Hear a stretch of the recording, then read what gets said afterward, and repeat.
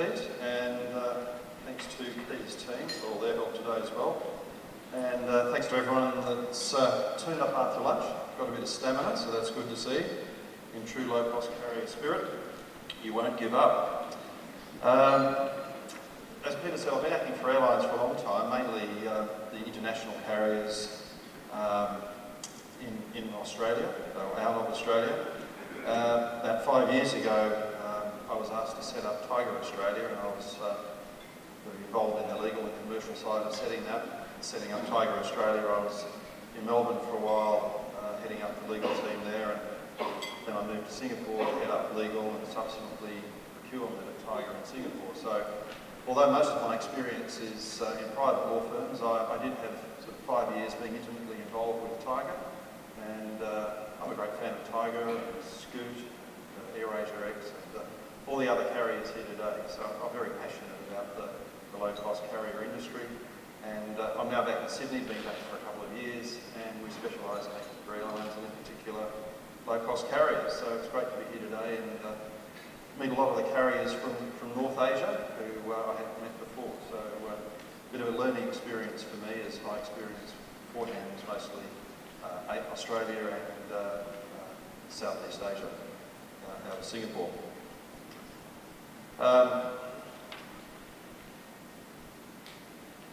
As Peter said, the focus of this session is on not so much just North Asia, it's the opportunities for the Southeast Asian carriers moving into North Asia. So in preparing this presentation, I had to make sure I wasn't getting distracted by all the good stuff we've been talking about for the last couple of days, and we need to be sort of focused in this session. So it's fairly narrow, so we'll see how we go. I think there's some interest there, provided we've all got a bit of energy after that very good lunch we just enjoyed. We've seen a lot of graphs over the last couple of days, so I thought we might do something a little bit different and have a sort of a graph-free presentation, just so that it's a bit different. The figures are all bewildering, but there seems to be that there's certainly an inevitable conclusion to all those graphs. The opportunities for the airlines in Asia generally, and particularly in North Asia, are amazing. So, sort of borrowing a little of Stephen Hawking's philosophy, the author of The Universe in a Nutshell, a classic book on physics for non-physicists like me. I think his publisher said to him, for every formula you put in the book, you'll reduce your readership by 50%. So we're going to keep this as a graph-free zone and a statistics-free zone. So the areas that we'll be looking at, North Asia, Fortress China, as I think we're all now calling it, Hong Kong, Japan, South Korea, and Taiwan.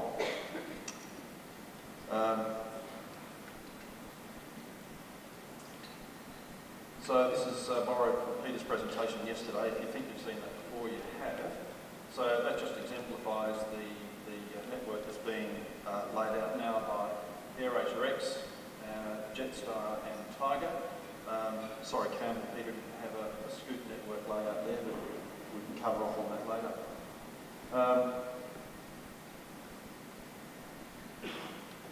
They're the current operators. Forgive me, there are some other ones as well, but just taking a high-level approach, we've got Scoot, Zest, and Cebu, who are here today. AirAsia also here, and AirAsia X also here. Peach, Tiger not here, ZestAir's here, and Spring is here. So I think it's great that we've all got together. We've got the incumbents in North Asia, and we've also got the protagonists who are looking to create new markets and perhaps take a bit of each other's markets at the same time. So competition is good. As I said, the graphs and the statistics over the last couple of days have been mind-boggling, to say the least. So without going through all those statistics, I think what we can say is that the conclusion is self-evident. The overwhelming evidence is that the opportunity is there for not just the existing operators to expand their share of the market, but for the new contestants for the markets to also develop in that market.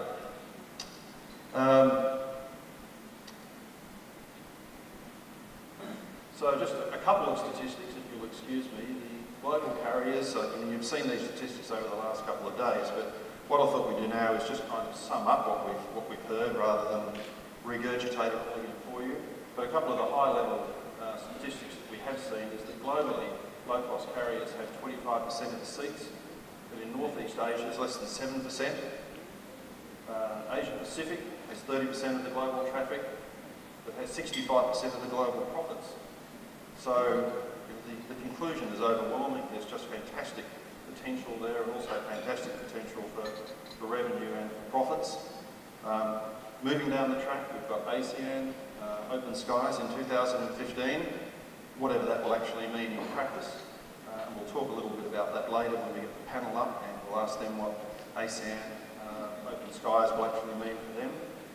And we'll talk to the panellists about difficulties that they've had in dealing with governments in the meantime. China, 900 million people in the middle class by 2030. And Asia as a whole, 2.5 billion middle class by 2020. It's inevitable. I think we can all see what's going to happen. And so do the people here at the Venetian. If you were here yesterday, the speaker from the Venetian said, if not twice, 3 times or 4 times, their attitude is build it and they will come. So maybe running a casino is a slightly different or an easier business than running an airline, but I think it indicates the huge potential that there is in the market, that operators of hotels in the region can simply take the attitude, build it and they will come. But they'll also need the airlines to bring the people, so there's going to be a relationship of mutual dependence between the tourism industry and the aviation industry, and we'll talk a little bit more about that as we go on as well. Constraints on foreign low-cost carriers operating into North Asia. Again, really just summing up here, because I think we've heard the detail over the last day and a half. The conclusions are inevitable, the problems are inevitable, but the opportunities are also quite clear. But just looking at some of the issues, and I'm just going to sum these up now, and then what I'd really like to do is get the panellists up as quickly as we can, and actually flesh out with the panellists some first-hand experience that they've had, rather than just stand up here and lecture you on concepts and aeropolitics and so on. But I think the issues that we've talked about over the last couple of days are the traffic rights, protection of incumbent full-service carriers, the regulatory approvals required. Even if you're just a point-to-point carrier, there are still regulatory approvals. Obviously, if you're setting up an airline, there's the full suite of regulatory approvals. Hong Kong, ZestAir Hong Kong is looking at that at the moment. Slots into various airports, into various countries. And even when you've got your slot, is the airport a low-cost carrier-friendly airport? What are they doing about making special facilities available for you? Do they understand the new low-cost carrier model? How good are you at differentiating yourself from the full-service carriers so that you can convince the airports that there ought to be a differentiation in terms of charges, because there's a differentiation in terms of consumption of services. Fuel price, we'll get the panellists to talk about the effect of fuel price, given the relatively long sectors that the low-cost carriers might be operating if they're moving into North Asia. Acceptance of the low-cost carrier model, we've heard quite a bit about that today, and as I said earlier, I'm a student when it comes to that in the North Asian geographic region. I'd be very interested to hear about the acceptance of the low-cost model in Japan, for example. Simon was speaking this morning about the call centre taking calls about what sort of aircraft do you operate. Do you take off and land in the same way as a normal aircraft? Like, there's a real education issue, a real market education issue to be confronted here by the low-cost carrier market generally, and in particular low-cost carriers coming from South Asia that don't have the experience that the incumbent carriers have, whether it's an incumbent low-cost carrier like a Cebu or a Zest, who will be with us this afternoon, or whether it's a joint venture model where at least you've got the full-service carrier partner and their experience in the local market to educate you when you bring the low-cost model to the market, and in dealing with local authorities. Restriction on foreign ownership, that's not something that's going to affect the panellists here this afternoon, because the panellists here this afternoon independent companies, or at least in the case of Scoot, they're not in a partnership with an ANA or a JAL or China Eastern. And we'll talk about the different models this afternoon as well. So I think it's going to be very interesting to hear from Campbell, from Scoot, and from another couple of existing but privately owned local operators. Maintaining simplicity, so that the carriers from Southeast Asia are coming into a new market. So they're coming into a new market, so there are new airports to deal with, there are new suppliers to deal with at all of those airports. And at the same time as adding to the network, they also want to maintain the simplicity of operations. And we've talked a lot about containing cost and maintaining simplicity as two of the principal tenets of running a low-cost carrier business. So the opportunities in the market might be fantastic, but you can't take up those opportunities at the expense of cost and at the expense of simplicity. So operating into this region, I think, into the North Asia region, I think it shares a problem that perhaps elsewhere in the world we've got a little bit further past in recent years, and that is that governments just don't understand that airlines are in fact economic generators. It's difficult to get that across. I think there are decades and decades of state-owned airports and state-owned carriers, and we're just getting past that sort of almost sort of acceptance that airlines are there to be governed and airlines are there to be regulated, to accepting that they're actually private businesses and they're economic generators, and that they should be treated as customers of airports and generators of trade and tourism, and for the benefit of the economies of these governments. Which brings us to the cooperation aspect between airlines, airports, governments and tourism authorities, and I'll be interested to hear from the panellists on their experiences in terms of assistance from governments and tourism authorities in North Asia. Where I come from, in Australia, there's huge competition between airports and between states to attract airlines to the capital city airports. So the competition has resulted in the airports in each of the major capital cities getting together with the local, the state tourism authorities, and also Tourism Australia, in providing like tripartite offers to airlines to attract them to the particular capital city airport.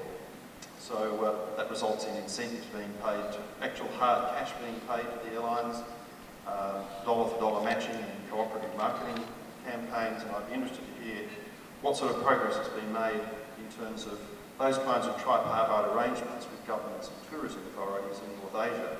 I dare say it's in its infancy, but I think it's useful to have gatherings like this where you might not really understand that it's happening, or you might not understand how it's happening, so it'd be useful to pass on that sort of knowledge at a meeting like today. We've looked at the different low-cost carrier models. 100% owned subsidiary of a full-service carrier. We'll have one on the panel shortly. We've got low-cost carriers that are part-owned by a full-service carrier, that are independent, such as a Tiger. Then we've got the fully privately owned low-cost carriers. We'll have two of those on the panel this afternoon. And we'll also touch on the dual brand strategy, because obviously with the likes of Qantas and Jetstar and Jetstar's ventures in Asia, they're leveraging off the dual brands of Qantas and Jetstar. And I think we've heard a lot recently about the theory behind that and how it's working. And obviously it's working very well, and I think we're just beginning to see the very early stages of a huge rollout of the Jetstar brand in Asia. Just the joint venture model, I just put that up there just as a reminder that although there's a lot of point-to-point operators here today, there are new airlines being set up, such as the Hong Kong Jetstar model, which is relying on a joint venture, Jetstar Japan, and the others that we've heard of, partnerships with ANA and so on. So there are a number of different models. We've heard generally about how the low-cost carrier models elsewhere in the world have failed, USA, Europe, with the exception of the Ryanairs and the EasyJets, but uniquely in Asia, and I think this reflects the opportunities that there are in Asia, uniquely in Asia, not only are they not failing, but they're multiplying, and they're multiplying in different ways, in joint ventures, and fully owned subsidiaries, partly owned subsidiaries, privately owned low-cost carriers, and they seem to be flourishing. That's why we're here today, to look at the opportunities. And I think from the few statistics that I extracted earlier on, I think you can see that the opportunities for not only for the incumbents here, but for the new entrants to the North Asian market are quite simply gobsmacking. And it's all about how the business is then managed, having the right management, containing costs, going for revenue as well. We've heard some interesting debates on revenue and costs, but you know, at the end of the day, you've got to have the revenue, but you've got to contain the costs. So there needs to be very good management in both aspects of that business. And then, of course, the market take-up, and that's what we're going to speak to the panellists about, how they've approached take-up in these new markets that they're venturing into, why they're different, or how they're different from the Southeast Asian markets. I think that will be interesting. I don't think it follows just as a matter of course that if the particular model or the marketing model works in Southeast Asia or Australia, dare I say, that it will necessarily work in North Asia. So I think it will be interesting to get a bit of feedback from the panellists on their experience in take-up with the local market, dealing with the North Asian governments, and the reaction from customers, including those that bring up and want to know if low-cost carriers in fact operate the same sort of aircraft as full-service carriers.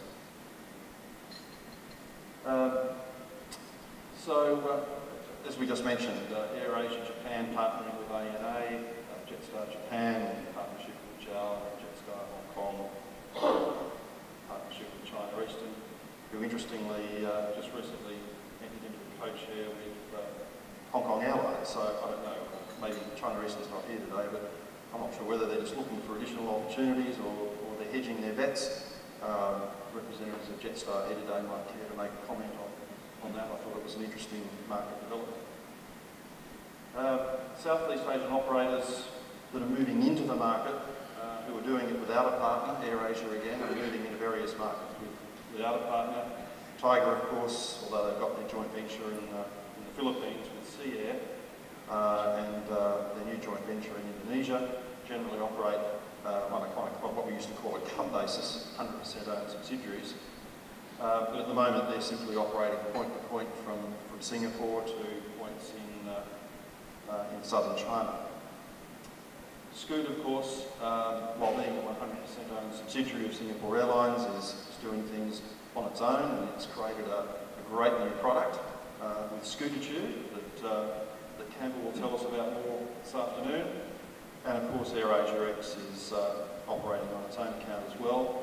And dare I say, they're all doing very well in their own different ways, at different stages of development in their markets. So it's interesting to see how they're all operating, and they're all learning lessons at different times about the right thing to do and the wrong thing to do, but they're all working. So it's interesting to look at the different models. So I think that's just a bit of summing up from what we've done over what we've heard and what we've learned over the last day and a half. And I'd like to welcome up onto the stage now our panellists for this afternoon. First of all, Campbell Wilson from Scoot, and they're all well known to you, but perhaps just welcome to the stage.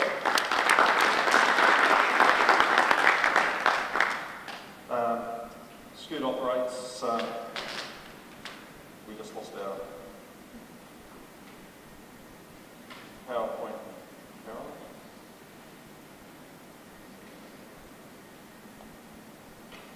While Carolyn's retrieving that, there we go. Scoot, of course, commenced just recently, and the launch route was to Sydney, my hometown, in June, and then to the Gold Coast, Queensland of Australia, then to Bangkok, Tianjin, Taipei, Narita, Shenyang, and not sure how to pronounce it, I'm sorry, you know me, but Campbell will correct me. So their network's being rolled out impressively with their fleet of wide-bodied 777s, another variation the low-cost carrier theme. We also welcome up onto the stage Brian Hogan from Zest, who you all know well. Thanks very much, Brian.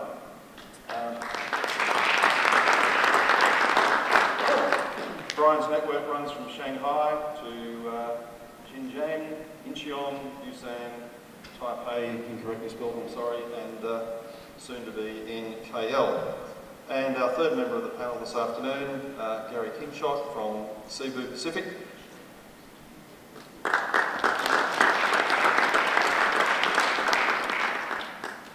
Gary's got, I think, a larger fleet and a larger network operating to all the destinations that you can see there. So we've got a couple of privately owned incumbents in Cebu and Zest, and the Singapore-owned long-haul low-cost carrier model from in the name of Scoot, represented by Campbell. So I thought we'd get into some practical issues that have been faced by these carriers in setting themselves up in this market and in competing in North Asia. So I think Brian and Garry can tell us a bit about that. And Campbell can tell us a bit about setting up a new low-cost carrier and venturing north to mainland China and other destinations in North Asia. So everyone's free to ask questions. I'd like to try and make this sort of a bit more workshopy than a lecture. I put a few questions together that might sort of kick things off a bit and get a bit of discussion going with the panellists. So welcome, guys. I'm not sure that Peter designed it this way, but it's a mix of Australians and Kiwis here, telling everyone from Asia how to do business. So I hope you don't think we're being very presumptuous. Please don't say. Oh, I'm sorry. Canadian, sorry. Anyway, we've got a few Commonwealth countries anyway here speaking to Asia, so I don't think we're too presumptuous. So we've heard a bit about Japan and Korea and some of the resistance to the low-cost market in those regions in terms of passenger experience and what the passenger expectation. So I'd like to hear from each of the panellists actually how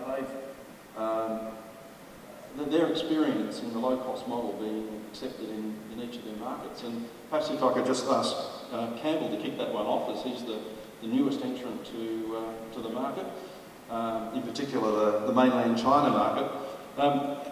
What's your experience of the low-cost model being accepted in North Asia and in particular in China? It's a wide-ranging question, I know, so you can say what you like in response, and we'll get into a bit more detail later. But how have you found it?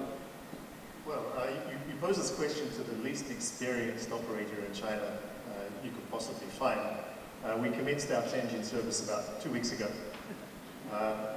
So we've got a bit of time in the run-up to first operations and a few weeks operating experience. It's fair to say that China's a nation of nations. There are some markets, mainly the primary cities, that are somewhat stratified, and they understand the difference between full service and low cost to a point. Not to the point of Southeast Asia or Australia, but to a point. Tianjin and markets such as Qingdao and Shenyang, which we've also announced operations to, are very unsure. They just simply don't know the difference. So there's a lot of education that's required. There's a lot of reversion to traditional carrier practices such as selling through agents, such as considering to take route traffic temporarily, which is just a necessity to meet the market. So thus far our experience is not unexpected. However, it is a learning curve for them as well as for us. And Brian, as an operator from a Northern Asian port, how have you found? Well, it's a little bit different for us. When you say we're operating there, we really don't have that much lift. We operate 3 times a week to Xinjiang, 3 times a week to Shanghai. But when it comes to Korea, that's probably the bulk of our flights. But in Korea, most of our flights are either chartered or scheduled charter, etc. And we talked about it, I heard somebody talking about it earlier this week, about the unacceptance of the Koreans to the model, the low-cost model. And to tell you the truth, I don't find that. I find the young Koreans, and especially the young people in all of the countries, understand the model.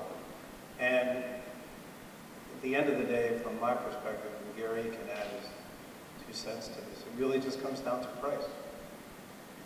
Especially Korea, we move all of these passengers from Incheon and from Busan to Kalibo, which is effectively a Boracay beach. They love it because they're on the beach within an hour and a half of landing. The terminal's tiny, the services aren't that great, but at the end of the day, they get a cheap price. But to let you know, on that flight, most of the seats are blocked. So we have a GSA we're working with, and he wants to offer them food, so it's okay. So we offer them food. And at the end of the day, the complexity isn't there. But I guess going back to your question, I believe that the entire world is transforming and moving towards the low-cost model. And it's just an education process. But at the end of the day, it's cheap and good quality, and we're going to fly on this. Garry, yourself? Your experience in the acceptance of the model in North Asia? Well, actually, I have to go back and pick up some statistics, because I think Cebu Pacific has probably been something of a pioneer in North Asia. Been there longer than most. And when we think about North Asia, we actually include Hong Kong and Macau. We started flying into Hong Kong in 2001 as a low fare airline. It's probably not a true low-cost carrier. And started services to Korea in 2002. And I think initially, and then subsequently into China and Taipei and Japan in 2007, 2008.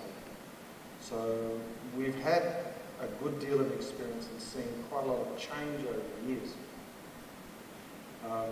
What have you seen in the way of change? What was the acceptance like in the early years, and how were you able to improve that level of acceptance, and how are you finding it now? So let me put Hong Kong and Macau aside for a moment, because we consider that part of North Asia. They're very mature markets.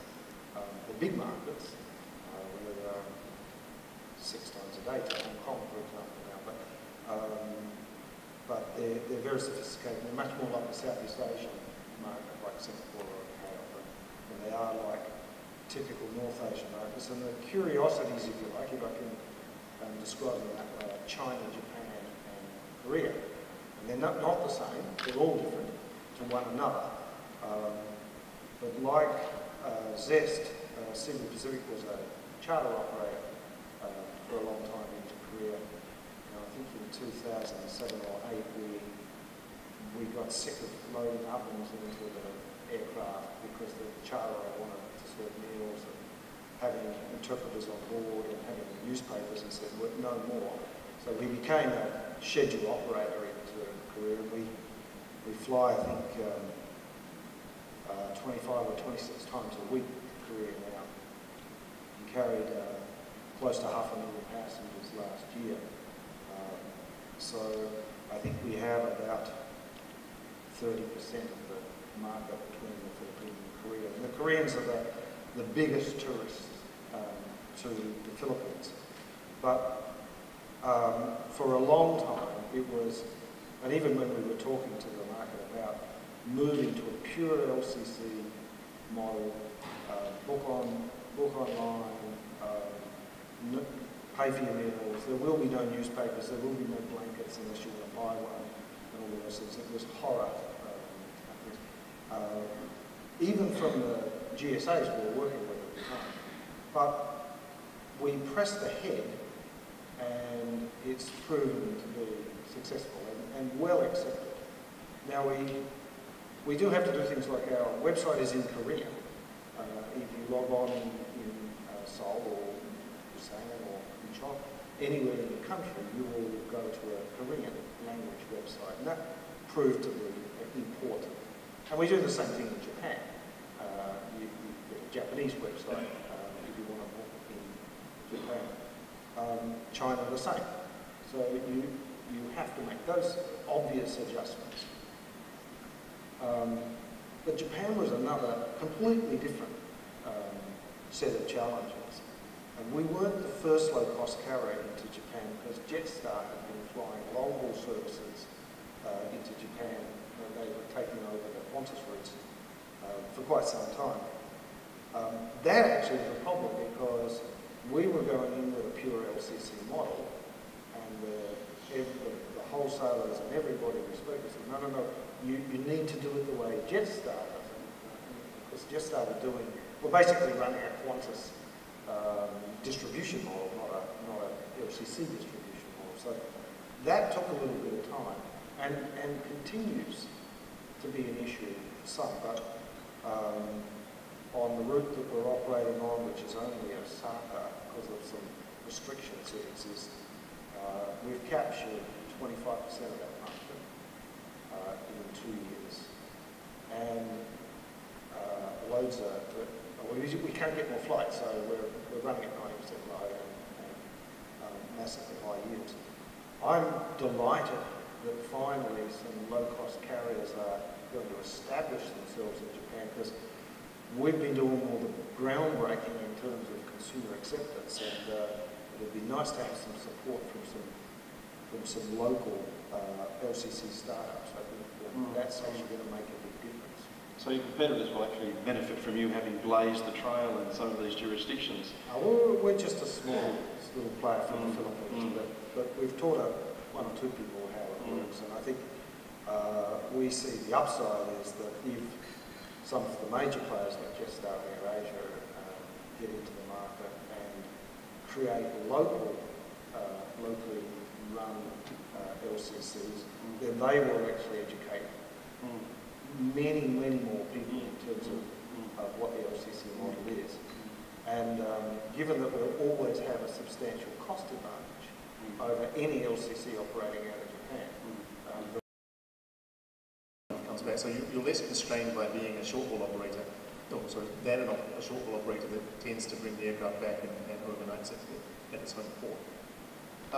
As far as destination selection and the operational challenges of starting... So you're overnighting in mainland China? Overnighting the crew, the aircraft turns around and comes back. Yeah, the aircraft comes back, the crew are overnighting. Yes. So because the crew are overnighting by law, I mean, our crew share rooms, which is a cost saving as opposed to a full-service airline in HK room.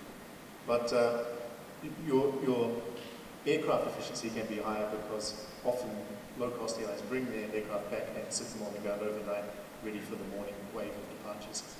We don't have that constraint. As far as the destination selection and the challenges of actually getting the airline up and running, I guess to take a step back, we are 100% owned by SQ, and our mission imparted from the shareholder is that we are to bring incremental traffic to the group. And to put the group portfolio into perspective, if you look at square with 4 quadrants, on the upper right-hand side you have long-haul full-service Singapore Airlines. On the upper left you have short-haul full-service Silkia. On the bottom left you have short-haul no-frills associate company Tiger. And then you've got the 4th quadrant, which is us. In order to bring incremental traffic to the group, there are 2 ways we can go about it. One is to open a new market segment on a route the group already operates. An example of this would be Sydney. There was no low-cost airline operating between Singapore and Sydney when we started. There is a Fifth Freedom operator, British Airways, which is at a pricing disadvantage. And we felt that the market was large enough for us to enter and establish the market segment without cannibalizing from SIA's 4 flights a day. The other way we can bring incremental businesses to operate to markets that SIA cannot serve in its own right because of its cost base, because of its reliance on corporate traffic, and for many other reasons. At Tianjin in China, Qingdao, Shenyang, Gold Coast in Australia are examples of the latter. So in the specific case of China, we were not competing for slots at the most constrained airports, Beijing, Shanghai, Guangzhou, and the like.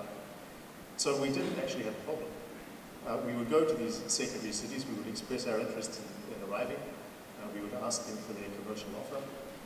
Some have a commercial mindset, some don't. But basically we got the slots that we want. And whilst it might appear attractive to fly to Beijing relative to Tianjin, even though they're only 29 minutes apart on the fast track, the reality is that the existing low-cost airlines serving Beijing are constrained to a 1 a.m., 2 a.m. slot. And if we were constrained to a 1 a.m., 2 a.m. slot and doing it parallel to SIA's 4 flights a day, would we be bringing incremental traffic? So hence our choice was somewhat, I guess, not dictated because it was our choice, but as part of the group strategy, there was not really an alternative. As I said, China being a nation of nations, some of the airports were really quite commercially minded and gave us quite a good welcome. Others a bit more slow. But I think it would be, I actually object or disagree with your contention earlier that the North Asian governments don't understand the economic benefits of airlines. I think of any nation in North Asia, China understands the most. And indeed, that's at both the national and provincial level. The challenge is how do they affect it? In a centralized economy, it's very hard for the political mandate sometimes to flow through to tangible benefit in structuring a deal that benefits an airline. But they certainly get the economic value of airlines flight. Brian, what's your experience been in that regard? Access to the airports, slots, have you had any operational issues as a low-cost carrier? I mean, Campbell's comments are very encouraging in terms of the acceptance of airports of low-cost carriers. You know, I guess the bottom line is we're not a big player in the market right now. We're flying to Shanghai and Jinjiang, and of course Shanghai is one of the big four, so the slots are limited in and out of those different locations. But all in all, we've been able to balance it. We really don't have a problem accordingly. I'm sure as we grow and we want additional slots into all of these different ports into China, that's when the problems are going to occur. But from our perspective, it hasn't been problematic. We just need more passengers coming in from China, and that has been held up due to some political issues, I'm sure you've seen in the paper. So just staying with Zest for a moment then, Brian, and just staying at an operational level, at your home port where you have leverage with local service providers, and assuming there's a large degree of outsourcing by Zest, as there seem to be with other low-cost carriers, at your home port you've got some leverage at least because you've got scale, so you've got some leverage with your suppliers. I don't know, maybe you're about to tell me that there are monopolist suppliers there and you don't, but when you're flying to ports at other locations where you don't have that leverage, what effect does the local pricing, where you don't have that leverage and you're paying maybe the same price that a full service carrier would pay, what effect is that having on your route profitability when you're not able to keep that low-cost carrier, you don't have that low-cost carrier mentality with your service providers at the ports? Well, the problem is competition. And we don't have to focus on China. We can focus on Japan. We can focus on Macau. Many of these places only have one ground handler. So what type of leverage does any airline have in order to get their prices down and be more competitive?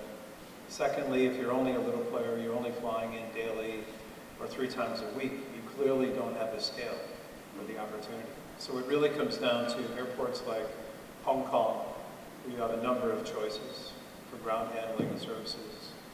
Singapore, for example, or even KL. It's great to have competition out there because you can have these guys beat the crap out of each other to get you the best deal. And that's really how you do it. But you're right. It's very hard to lower your cost in regions like this when there's only one provider and maybe additionally one fuel provider. So you're held hostage. But it doesn't matter. Our prices and our costs, and Garry alluded to it earlier, are significantly lower than Japan, Korea, and most likely China. So we use the leverage of the manpower in our operations back in the Philippines to continue to lower our CASKs. We're not at the Cebu Pacific level, but that's really what it comes down to, it's scale. And there's a certain critical mass you need in order to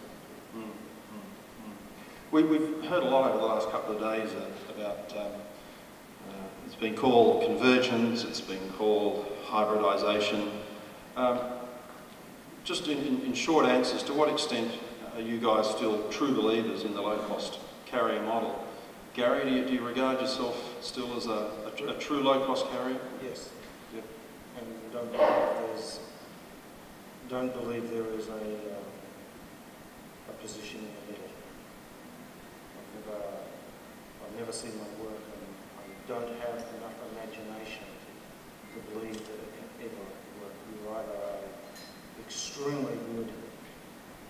network carrier, or you're an extremely rural LCC. Campbell? I actually don't agree with the low-cost carrier description. In the market segment you choose to operate, are you the lower-cost producer? That's fundamentally what it comes down to. And yes, we absolutely believe in that. We operate on a, as I think I alluded to before, density disaggregation. You only provide services that people have proven that they will pay for. So in that context, we aim to be the lowest cost producer. But if you look at an airline like Emirates or Singapore Airlines, they also are the lowest cost producers in the market that they choose to operate. So I think just calling, are you a true believer in a low cost airline or not, misses the point. Are you the lowest cost producer in the market segment you choose to operate in? So it's a market segmentation issue. And Brian? Well, for me, I'm a little bit in the middle. I do believe in a low-cost model, especially in operations and throughout your organization. But what does that mean? I mean, are you going to be a Ryanair? Are you going to be an Allegiant? Are you going to be a Spirit? Are you going to be a Cebu Pacific? So, I mean, I think there's, depending on the marketplace, you can tweak it a little, but your basic fundamentals has to be anal low-cost control. And that has to be throughout your organization, commercial and operations. And you need the right people and systems to make that happen. So clearly we talked about the dual brand strategy before. I've been in airlines that have been affiliated with other airlines, and I've been in private airlines. And clearly from my perspective, it all comes down to having the right personalities in the right place at the right time. And the people who have the right DNA to focus on anal low cost. Just what does that mean? Depends which airline you're at. I agree with both of these guys. At the end of the day, are you the lowest cost in your market? And can you continue to drive your costs lower every day, every minute, every hour? That's the challenge. In terms of, Campbell referred to it earlier this morning as disaggregation of services. What's the Zest model in terms of disaggregation of services? And do you find there's any resistance in any of the markets to services being disaggregated, going back to that market take-up point? We have a lot of resistance in Korea, to tell you the truth. And I've heard a number of conversations here. Korea's 25-30% of our market. But at the end of the day, I think it really comes down to, it's a lot of words. But when that person's going to buy that ticket, when they're looking at the website, what are they looking for? Number one, it's the cheapest price, at the right frequency, at the right location, at the right time. That's it. And it's proven itself. You talked about low-cost penetration. I don't believe Airbus numbers. I believe in the next 10, 20 years, low-cost airlines are going to be 70, 80% of the market. Ask Garry, what's the domestic low-cost penetration in the Philippines? 82%. 82%. And in 2004, it was 0. So talk about an evolution. And Cebu, Garry, you're disaggregating across the network? Or I'm not sure if I understand what disaggregating means. It's got too many syllables in it. Debundling, I think. But we sell our airfare, and then we sell everything else. And we do that consistently across everywhere we fly. Have you found any difference in market acceptance between different areas of North Asia and Southeast Asia? Actually, our ancillary revenues out of North Asia are quite high. Is that because they're longer sectors and there's a bit more buy on board? Longer sectors. They certainly buy more duty free. And I mean, we do make some, we put the big Korean cup noodles on board our Korean flights, which we don't normally run that product into Singapore or Jakarta or something. But and they tend to eat a lot of that. But in terms of baggage, in terms of merchandise, in terms of insurance, all the other services that we sell, the North Asian markets, Korea and Japan in particular, big consumers. China less so. But in terms of acceptance, it's not, we're not having fights with anybody. We do have some fun. You asked about operational challenges, and this is a pretty boring conversation, so maybe I'll tell you a couple of stories about some operational challenges. They're the most interesting stories. Korea is always a lot of fun if you get a disruption. Oh yeah, and you do get disruptions because of weather. And of course, the authorities then, like our view is right. We can't land in Chong, so we'll land in Busan and we'll offload the passengers and we'll just take the plane and go back. Of course, they won't let you do that, and they actually hold your plane and they make you stay there for the morning. Do all sorts of crazy things. That happens a lot not a lot, but it can happen during the particular seasons in Korea. And so the authorities there, and it's not just the airport authorities, but it's the customs. They come and they just basically pound your aircraft and won't let you leave. So there, some of the Crew are running out of hours. The crew run out of hours. We have to send extra crew up, and there's a lot of fun. China, from time to time, we fly to Beijing, and from time to time, they will suddenly close some airspace because there's some military airspace that we have to transverse to get from Manila to Beijing. So some flights suddenly can get urgent messages that they've got to divert over here and before you land. So, as a standard procedure, do you take on a bit of extra fuel for those sort of routes? Well, we've always, these are A320 aircraft, so they've already got a ton and a half of extra fuel also. How long are those sectors? Beijing is 4.25 hours. So you can't really tanker on those sectors anyway. No, can't tanker. So and Incheon's about 3.75, something in that range. But it's but these are the sort of things that we don't see in Hong Kong and we don't see in Singapore, where you actually get. I think the Koreans are driven primarily by sort of a consumer protection view. The Chinese tend to be will make their own decisions about opening and closing pieces of airspace from time to time. So there are challenges.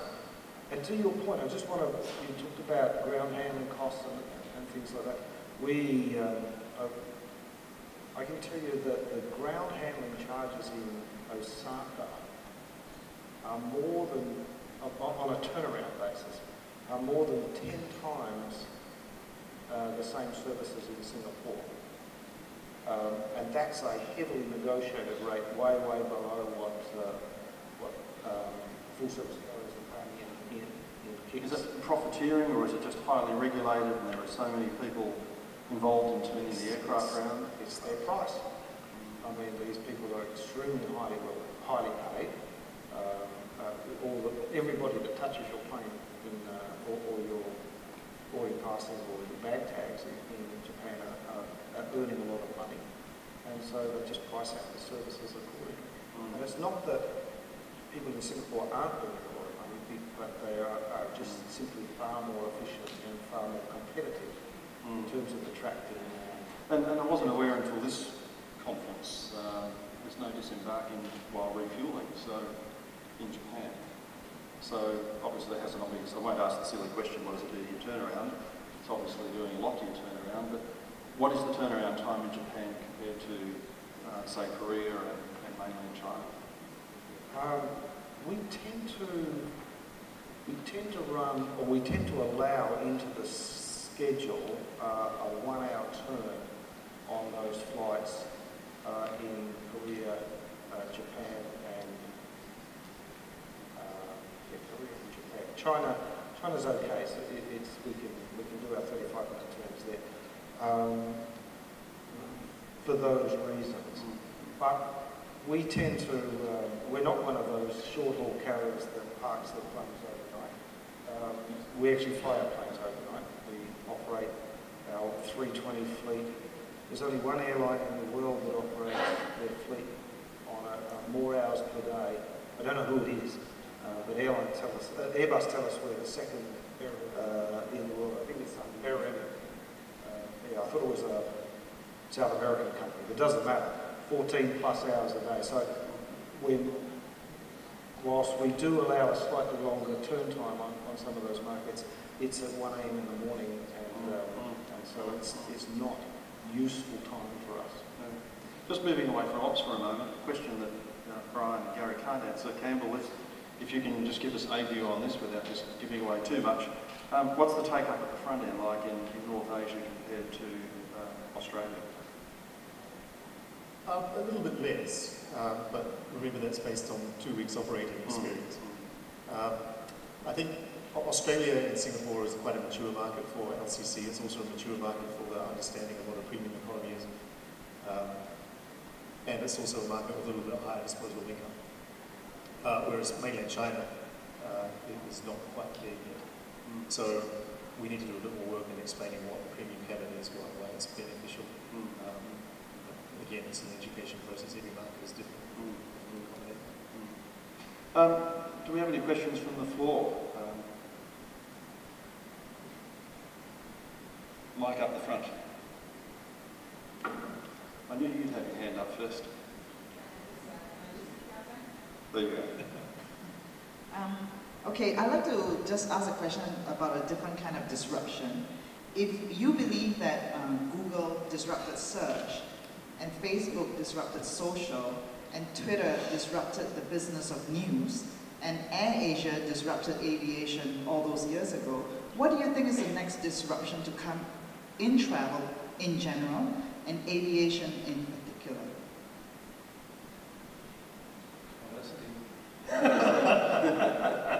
Take your pick. Yeah, maybe I'll give my colleagues time to think. Good idea. You go. Look, it's not a new disruption, but I think it's a disruption that has yet to be fully felt, is the disintermediation of the internet for hotels, for airlines, for any travel operator. There is price transparency, and there is the cutting out of middlemen along the way, which has only just started to run its course. And I think low-cost airlines are at the forefront of this, but the rest of the industry will certainly follow along soon. We heard yesterday from N.Asia that 15% or 20% of their bookings come direct. All of us in the low-cost game are seeing 85, 90, 95%. I think that's the disruption that is yet to be fully felt. It's not new, but it's certainly not finished. Brian, Garry? There you go. I'm just wondering what's going to happen in the next 20 or 30 years in the airline business. The step change. You said AirAsia, but honestly it's Southwest and Ryanair who really pioneered the model. But what is the next evolution? I'm thinking down the road, it's more like there will be airlines that have a brand, like a Nike, but at the end of the day, the rest of the aircraft will probably be operated by somebody else. Maybe you can buy seat allocations on that plane. Because the hardest part, in my mind, of running an airline is the operations and the highest cost. So if you could find a way to maybe have a third party that owns all these aircraft and they operate them, but then you're the selling agent, you're the Nike selling agent. To me, there has to be a major step change down the road as far as flying is concerned. And maybe that's part of it, who knows? Well, that was something that Virgin had really talked about a few years ago, that they could be the world's first virtual airline. Yeah. And I guess the AirAsians and the Jetstars were propagating their brand across the region, perhaps in a position to be able to do that down the track too. Yeah, I mean, the scary part is now we have big monsters everywhere. So we're the 500-pound gorillas, which is the lion, the tiger, not the tiger, but the AirAsia, the Etihad, and the Emirates. Are they going to just gobble up the rest of the world and give consumers less opportunities? That concerns me also. Do you think the low-cost carriers are becoming commoditised? It's more of a commodity. I mean, I think it was interesting, the question that Andrew asked the panel this morning. you were the man on the street. Why would you go with ZestAir, or why would you go with Air.Asia, or why would you go with Peach? And there were some nicely spun answers to that. But at the end of the day, it was a bit hard to distinguish. I suppose if you want to go at a particular time. But air travel itself, not just low cost, air travel itself is commoditized. Yeah. And whilst in Asia we're, I guess, a little bit more traditional, the markets that have been liberalised for longer, the US and Europe, air travel is really truly commoditized. And your differentiating factor, apart from schedule and price, which is dictated by cost, is brand and trust in the brand. Exactly. Any more questions? Pete.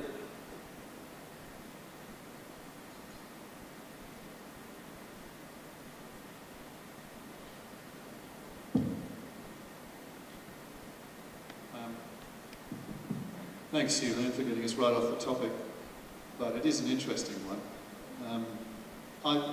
Just following up what you were saying, Campbell. I think actually you mentioned it, Brian, particularly. I don't mean to plug the particular thing we've just done in Airline Leader, but it's quite top of mind with me at the moment. The whole concept of the virtual airline is something which is there pretty much to overcome the fact that you can't have a global brand by doing it yourself, for not just for regulatory reasons, but because it's awfully hard to buy all those hunks of metal unless you're Emirates. If you follow what's happened in telecoms and even in rail privatisation, you've moved right away from actually having the entity which is selling, providing the infrastructure and operating, to systems where, for telecoms in particular, where the old national telecom industries dominated everything as a monopoly. Take comparison with full service carriers, flag carriers. They've now become basically the renters of the pipes along which the telecommunications flow, to fix line, to make it simple. I don't see there's any great reason why the airline business, and with rail, a lot of the rail tracks have been privatised and they just rent the tracks to private operators again.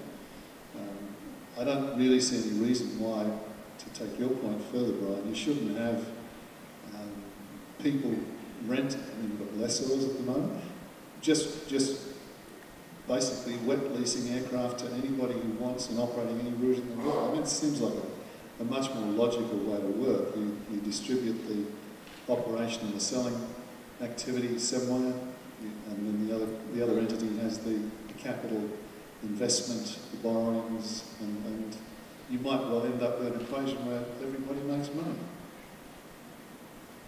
Don't know. Just a feeling.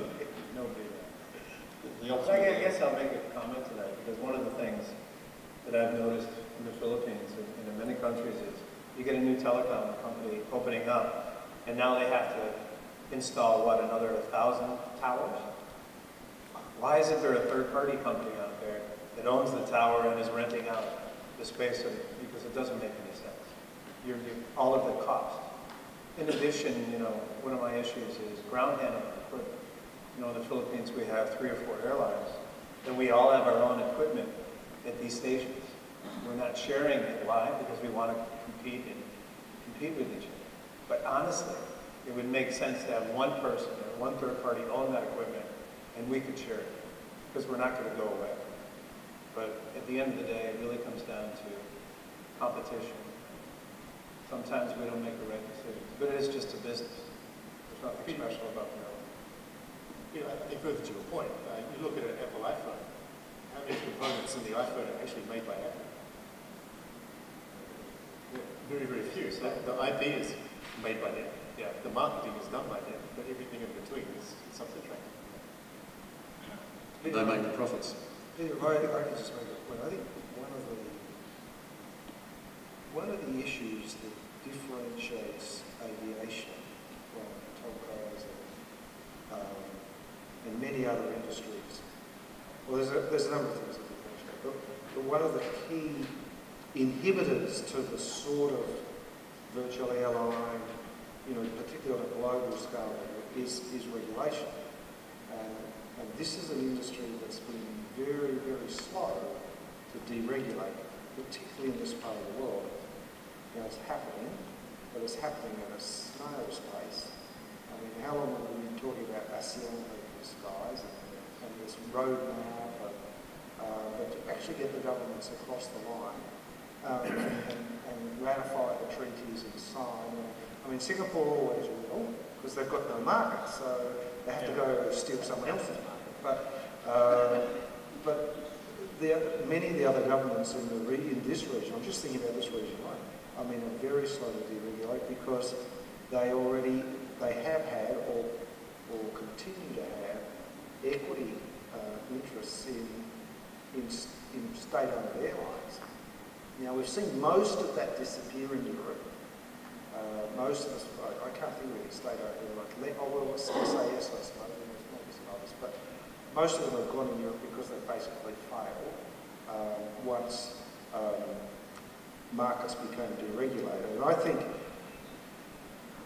if there was one issue that will truly accelerate the growth of the aviation sector in North Asia and Southeast Asia, the whole Asia Pacific, right?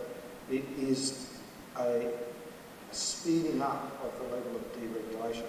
It's almost impossible to, however, when you think about some of the countries and the governments in those countries, to imagine that it's going to happen quickly. But for me, it's the thing that it's holding everything back.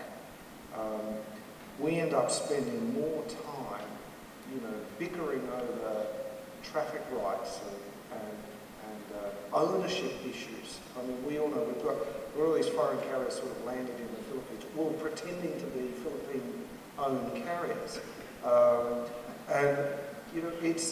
It's a nonsense. I mean, everyone knows that AirAsia Philippines is run from Malaysia, and we need to clear the decks on all those sort of things before I think you can see the next wave of consolidation that will come, and growth and development of mega brands and potentially virtual airlines, because there are people that are extremely well placed with plenty of capital to invest in aircraft, and others that are brilliant marketers, brand builders and things. But it's the boundaries held up by regulation, in my view, that's holding the industry back. To what extent do you see destinations away from the east coast of China as being potential markets for your low-cost carriers? And there's huge, I think was touched on yesterday, we talked about the growth in North China and Western China. Yeah. Again, the markets are just huge. So many. I was in, I don't think I'm pronouncing it right, Xi'an. It's in the middle of the country. It's where they manufacture the NA-60. This airport was amazing. It blows away any airport I've seen in the Philippines. Very underutilized. There's 8 million people in that catchment area alone in Xi'an.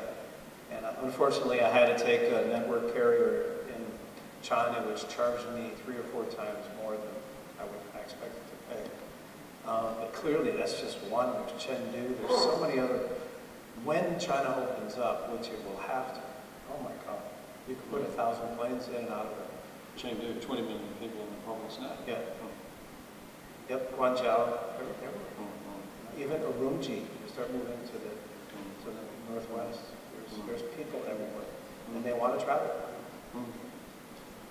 I think from when we in Brian's operate in the same country, we used to live in the Philippines, and one of the things we know about the Philippines and North Asia is that the Philippines is the nearest tropical destination to North Asia. So if they want beaches, palm trees and golf courses, we're the nearest option they have.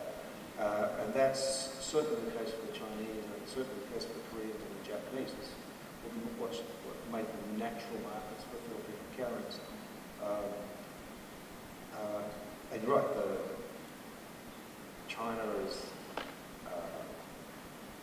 is, the opportunities in China and China's secondary cities are enormous.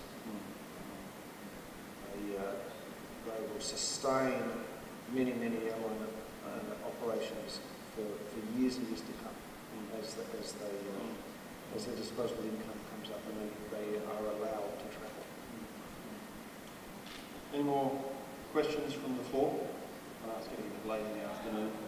Oh, yes, you can have two more if you like. There's the mic at the front again. As long as it's not nasty ones.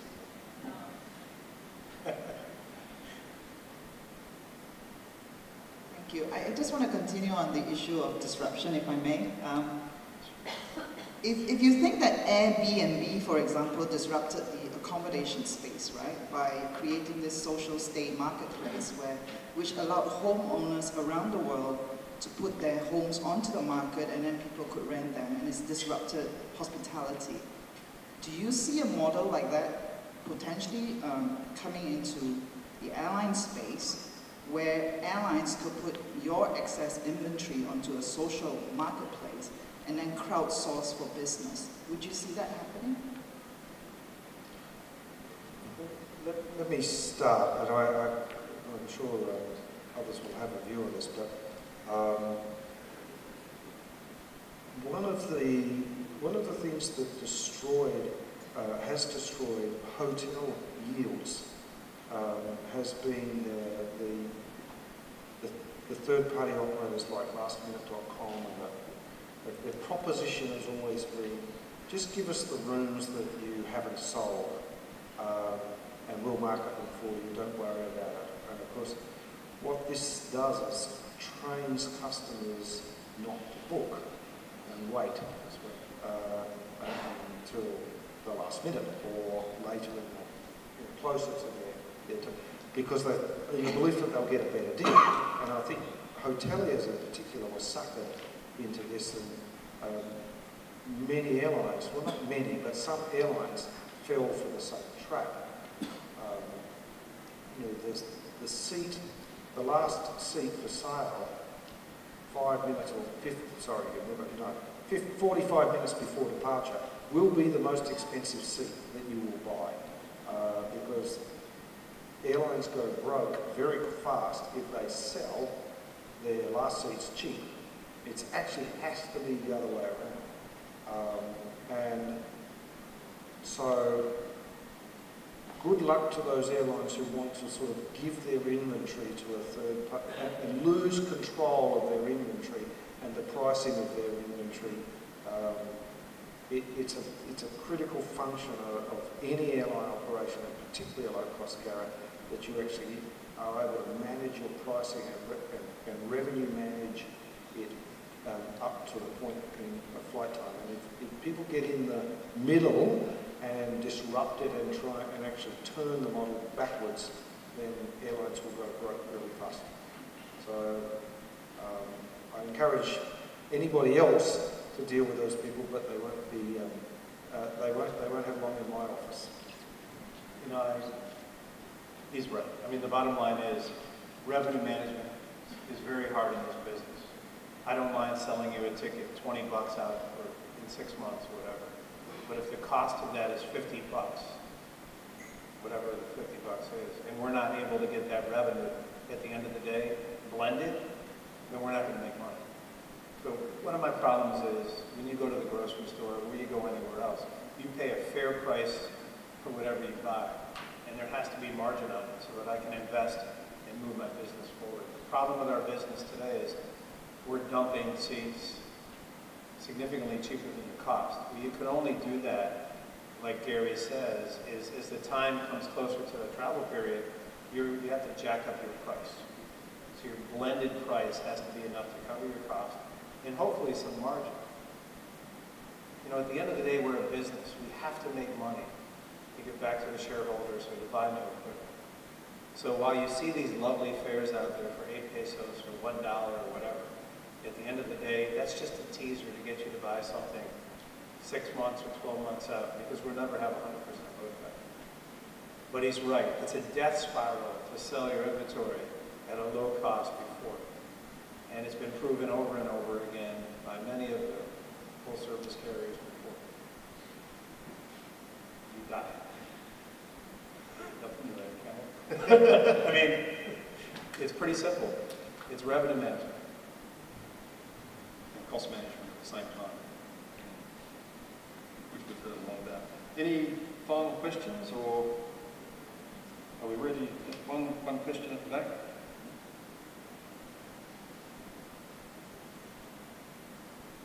Hi, Art from Korea.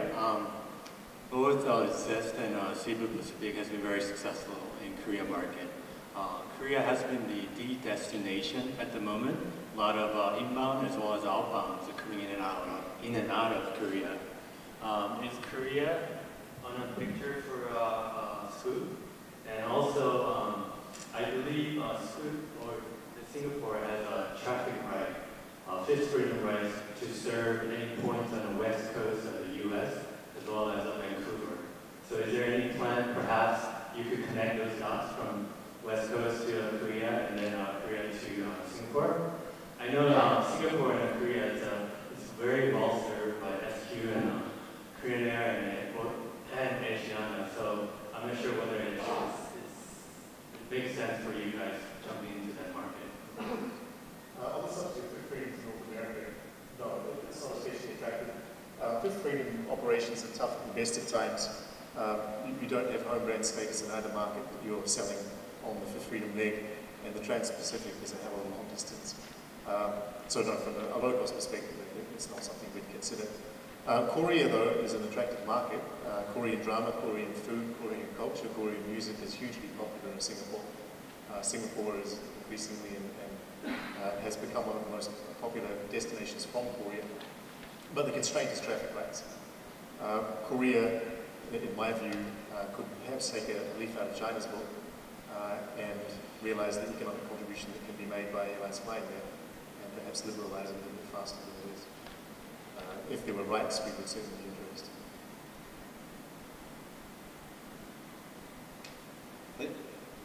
Can I just go back to that point? I think you made it before, Campbell. The Chinese really do recognise the value of tourism. I don't dispute that. But in terms of the non-major, four major gateways in China, there is more or less supposedly open skies in terms of access to those other routes. But if I understand it rightly, in most cases that so-called open skies is actually capacity constrained or frequency constrained. And that itself will obviously constrain access for foreign carriers.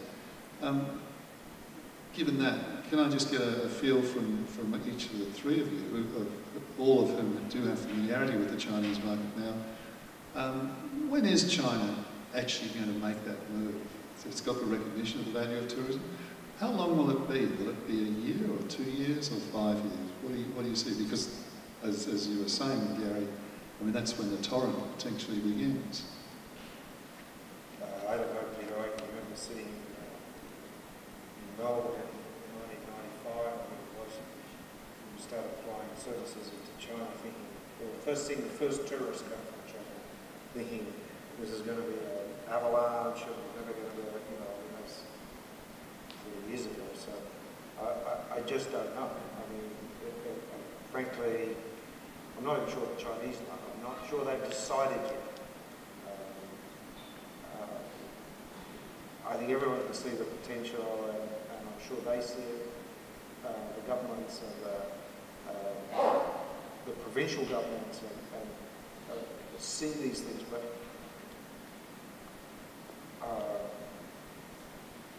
I don't know. I don't know what they're thinking, and I don't know what is pacing their decisions.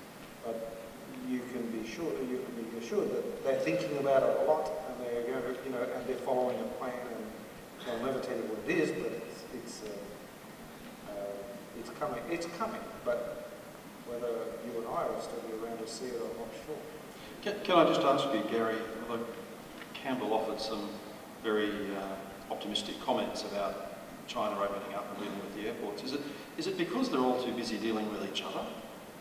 I mean, you've got provinces of 20 million, and 20 million here and 20 million there, and major domestic airlines bigger than most international airlines. Are they too busy trading with each other to be too concerned about us coming in from the outside? Yeah, I'm really not sure. I think from a Sydney Pacific's point of view, we wanted to secure rights to Beijing, to Shanghai, to Guangzhou, and we got the rights, and we eventually got the slots. That's actually hard work. We're now starting to expand our operations beyond those gateway cities. Xiamen we've now opened, and we've got 5 other cities that we believe we can profitably serve. And as we go through that process, it's pretty easy, actually. The difficulty, we have a short-term difficulty, which is, I think the Filipinos refer to it as the Scarborough Shoal in the West Philippine Sea, but I think the Chinese call it something else in the South China Sea, and there is a bit of a dispute going on there. So the response is that the operators in China are told not to sell flights to the Philippines. So, but it's a short, this is just one of those short-term blips. I'm with Campbell. I think there's an enormous amount of traffic can be generated from those secondary cities. Yes, I interrupted. Maybe Campbell to answer Peter's question. Can't remember what Peter's question was now. The opening up of China, is it going to happen in a year or 2 or 5? I'm joking. I think, as far as Singapore is concerned, there is no constraint to frequency or rates. But I think it does require a push from the local municipality or the local province to push traffic. It can be turned off very, very quickly and very, very subtly. You never know quite how it happens, it just happens. In the case of it being dried up in the Philippines, in the case of it being turned on and off in Taiwan. But the underlying infrastructure to get the operation started isn't a question. It's just, is the tap being turned by whatever mysterious means it's turned? Right. I don't know either. I mean, Garry referred to the troubles, as I would call them. If China was open today, when it came to the tour groups, whatever, we could probably put all of our aircraft in China alone with a very hefty load factor. I'm very confident of that. But these things have to play out, and I really don't know how long it's going to take. I hope before I retire. Well, it's probably a good question to finish on. We're right on time. I think it's 3:30, unless there's one more pressing question from the floor. I think it's time to thank our panellists, Garry Kingshott from Cebu, and Campbell Wilson from Scoot, and Brian Hogan from Zest. Thanks very much for your participation this afternoon.